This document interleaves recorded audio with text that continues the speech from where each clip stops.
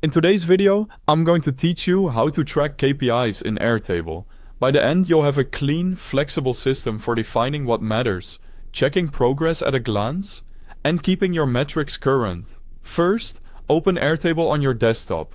From the home screen, you can click Add a base and start from scratch, or simply open an existing base you want to dedicate to KPI tracking.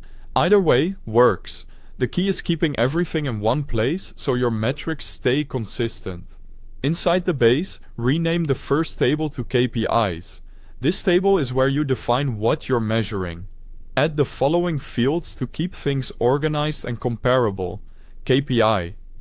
Name is a short, clear label for the metric. Category should be a single select so you can group metrics, for example by department or function.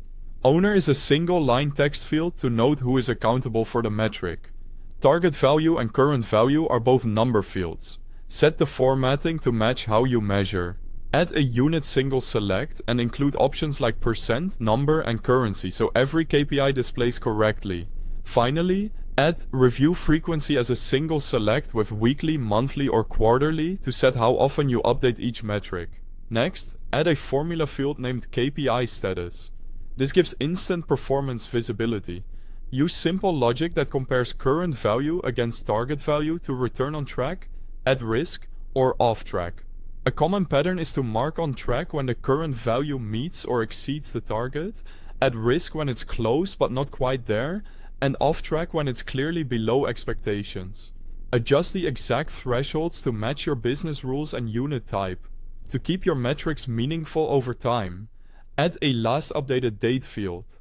Each time you refresh a metric, update the current value and enter the date you made the change.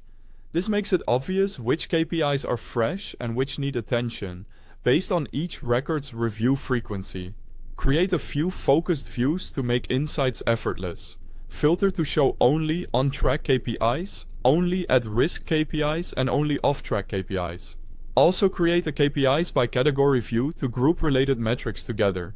Feel free to sort by owner or target value and hide fields you don't need in each view. Quick note, the Airtable website link is at the top of the description. Open it now so you can follow along and build your KPI tracker in real time. Finally, review your KPIs according to their set frequency, and archive outdated KPIs to keep the system clean and relevant.